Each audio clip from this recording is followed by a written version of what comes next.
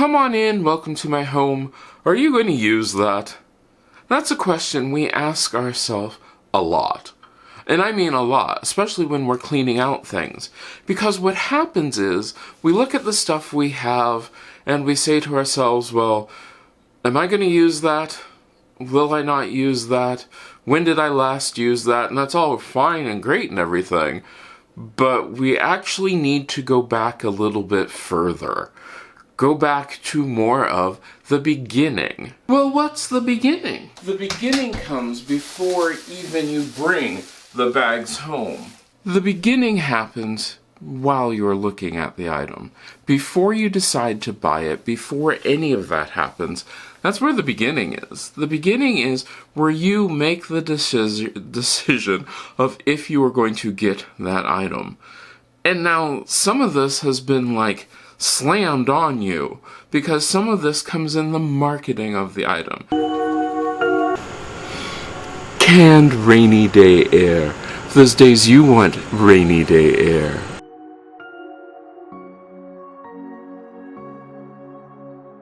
Where it tells you that it's going to do a certain thing, and you have to decide if it's going to or if it's not. Maybe it is, maybe it isn't. I don't know. You have to figure that part out. But once you do, then you also have to figure out so many different parts of it. Like, okay, so you've decided to get the item, whatever it may be. Okay, so that's cool. Now you have to figure out what it's worth. Is it worth you to get the item? And let's say it is. Cool. Once again, you've decided it's worth it. You bring the item home, then what? It's not like you're going to use that item all the time, is it? The item's going to have to live somewhere. And where it lives is going to affect how you interact with that item. Now, no matter how useful an item is, if the item that you get, you have to crawl around on your hands and knees just to get to it, it really doesn't matter. It doesn't matter how useful that item is, because you're not going to get it. It's going to just be easier to find something else that does that very same thing that's in a handier spot. Or, if the item has so many parts and pieces that once you use it, it takes you forever to clean it, are you actually going to use it? Probably not. I mean, what good is that? If it's going to take you more time to clean whatever it is that it is, than it would be if you just did it in a different way, an easier way, with something that you already have. Yeah, that's going to change your actual usage of the item. Now, a lot of people will tell you that this doesn't affect them because what they're dealing with are decorative items. And decorative items don't have the same, standards that you have to use for items that you're going to use every day. Decorative items can be completely different and live in a whole different category, and I agree, totally agree with that, because decorative items you're only getting out every once in a while, and you're only going to put them up for a limited amount of time, but they're still going to have to go someplace. You're still going to have to figure out what it is you're going to do with them when they're not being decorative. Are they just going to live somewhere, or even worse? Are you just going to buy this item and then once you don't use it for that season or whatever, get rid of it? It's different because I'm going to donate it. Well, is it? I mean, how different is it that you're going to donate it when you're still getting an item, has to be made, we're looking at our carbon footprint and how the manufacturing processes can be harmful to the environment. It's still being made. Well, I only buy stuff secondhand. Well, that's great, and I think that is wonderful that you're only getting secondhand stuff. But if you're still just keeping it for a season or two, it's still its own issue. What if you got things that actually made sense? I have a food processor. My food processor I rarely ever use, but I'm not getting rid of my food processor because what I do use it for, which I'm not going to show you in this video because, well, what I use it for mainly is for when I make laundry detergent, when I'm cutting up things which are really hard for me to just normally cut up. Why do I only use it for that? Because I can use a kitchen knife just as easily, just as quickly. But for the things that I can't, for the things that I need to do large amounts of, it really does help. I mean, it's one of those things that I'm like, hey, this item really does help. But like my decorative items, see this plate right here, like that one right there? I only pull that out for when I am going to do this color theming. Okay, so then the other time it lives in my garage, which I have cleaned out. You've seen me talk about that. But it has a home, and it can be used at other times. The colors in this can also be used for, like, I don't know, beach theme, blue theme, whatever I want it to do. I can think of, when I look at something, I think of it and I say to myself, how can I also use this in other ways? Not just, well, I'm going to use this for this one thing. And does it have a meaning to me? Just behind me you see a bear. The bear in white, which I use at Christmas time. The bear got up there because at one point all of this stuff up there was white, but I got it for Christmas. My mom gives me a bear every Christmas. They're my collector's bears. I collect a bear for every year, and I think they're wonderful, and I display them as often as I can, which means I'm using them. Yeah. I mean, that's the important thing to think about this, is what if instead of just buying these elaborate decorative things, you're buying elaborate decorative things which have meaning to you?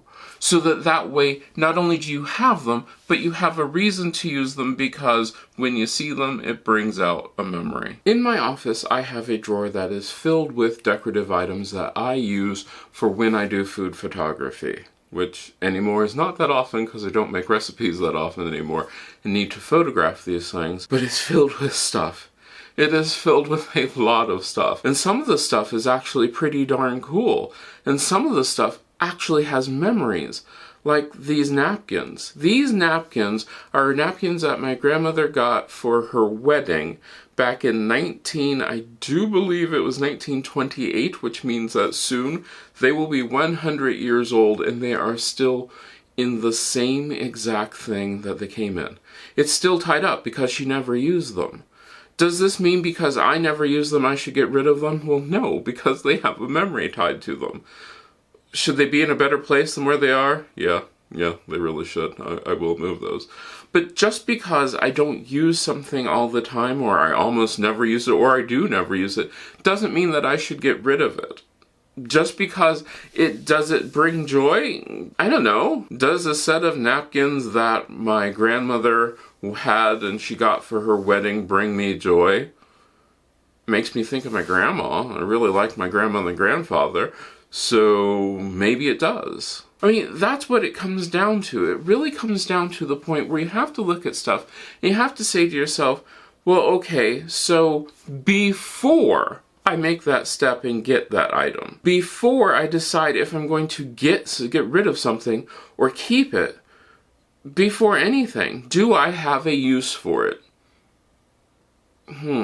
Do I have a use for it? There are lots of things in my house that I do not have a use for and I need to let go of them. But letting go of things that you don't have a use for can be really hard, especially if you paid money for them. If you pay good money for something, getting rid of it can be very, very difficult. And that's the hard part. I mean, we try to tell ourselves, well, no, I'm not going to buy these things, but I've done this. And I've done this with things which you might not think about. Things which you don't think about. The fact that they're, holding you back until you start cleaning out stuff. My spice cabinet.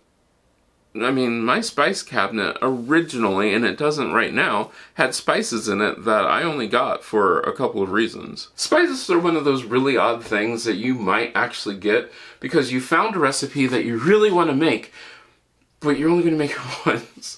It might be one of those things that this item is one of those things where you make the recipe and one, you find out that you don't like the recipe, two, you find out that there's nothing else that calls for that item, and then you have it. And then it just sits there because you've gotten married to the idea that I spent good money on it, so I'm just going to keep it until when? When do you let go of something? Because in my spice cabinet, I have a tendency to not do that. There are not many things in here that I don't actually use all the time, or I find workarounds or that sort of thing, so that way I can figure out how not to buy stuff that I am not going to use. Am I perfect at this? Well, no. I have cardamom pods. They're in there somewhere, probably towards the back. And oh yeah, juniper berries. Yeah. The juniper berries are great. I've used them a couple of times, maybe. I mean, because the idea was the whole, you can do this, you can do that, but I don't use them. I don't use them at all, but yet they're still there because I am like you. I paid good money for the juniper berries, and I don't want to get rid of them, and occasionally I do use them. One of the other things which I do have is allspice. Now, my whole allspice I keep around because now that we're getting into fall, I know some of you just cringed at the thought of that. I will be using my allspice for my spice cider or my wassail and those sort of things. So yeah, I'll use those. But you see, I have a specific reason for it.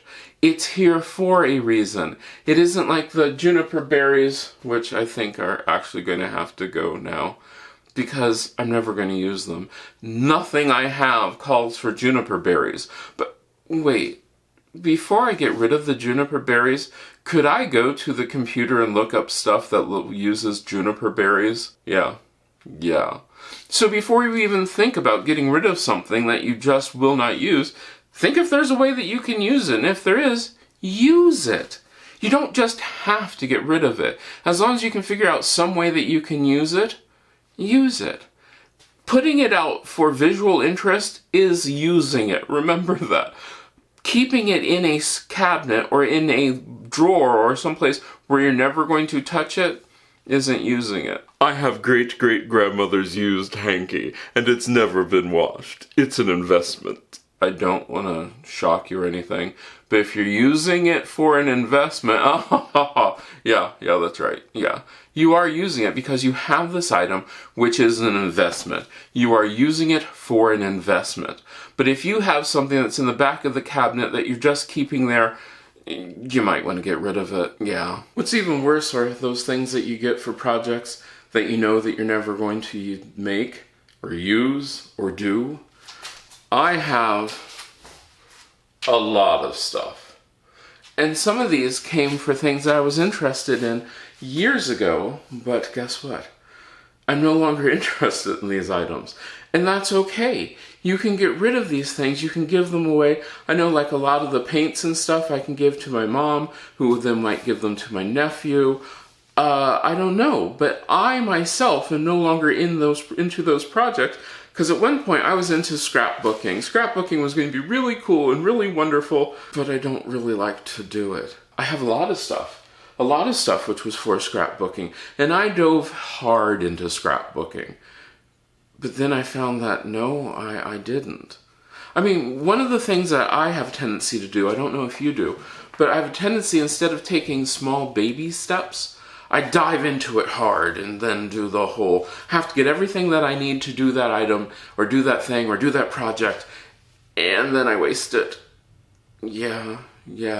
So if before you decide you're going to go into something, or you're going to use this, you're going to do it, take small steps. I mean, even YouTube, I have probably spent $7,000 to $8,000 worth of YouTube equipment that I didn't need to. I love the cameras and things that I have now, my new lights, but there are other ones which are so long ago, and I've gotten rid of them, that I spent lots and lots of money on, that had I just started small, just started putting my toe in and seeing if I was going to use this item, if I was going to enjoy doing this, then I could have figured out that, yeah, I do actually need this. It goes back to our whole, kitchen gadgets. Yeah, I can get a lot of kitchen gadgets which can cut and dice and all those fun things, but I have to look at this in the realism of, will I actually use it? Does it have a billion different pieces that I'm going to have to clean? In which case, nope, not going to use it. Is it going to be something that I'm going to want to spend my time on? Like I said, the whole scrapbooking thing, can I scrapbook now? Yeah.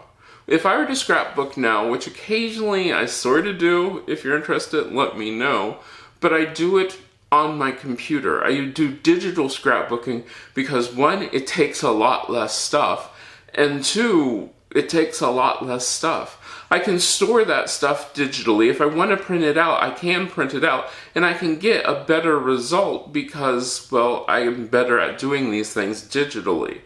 I know what I'm okay at doing, and I know what I'm not good at doing. Digital stuff I like doing. Doing setups for like this whole YouTube thing, love doing that. Maybe we should do a video on that. Would you like to see that? Would you like to see a video on how to find out what makes you happy and what things you like to do? Let me know down in the comments.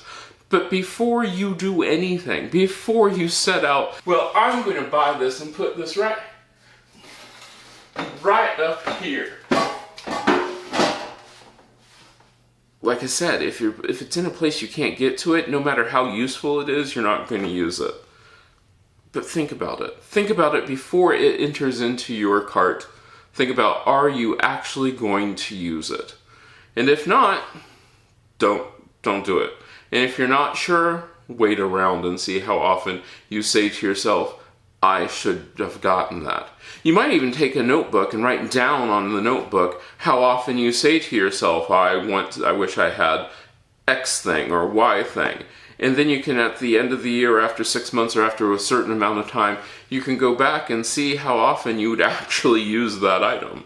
And you might find out that, no, it's one of those items that you're saying to yourself, yeah, on the surface it seems like a good idea, but I really don't have the need for it. I really would not use it. I don't know. Well, let me know down in the comments what you thought about that, and I hope I get to see you the next time you stop by.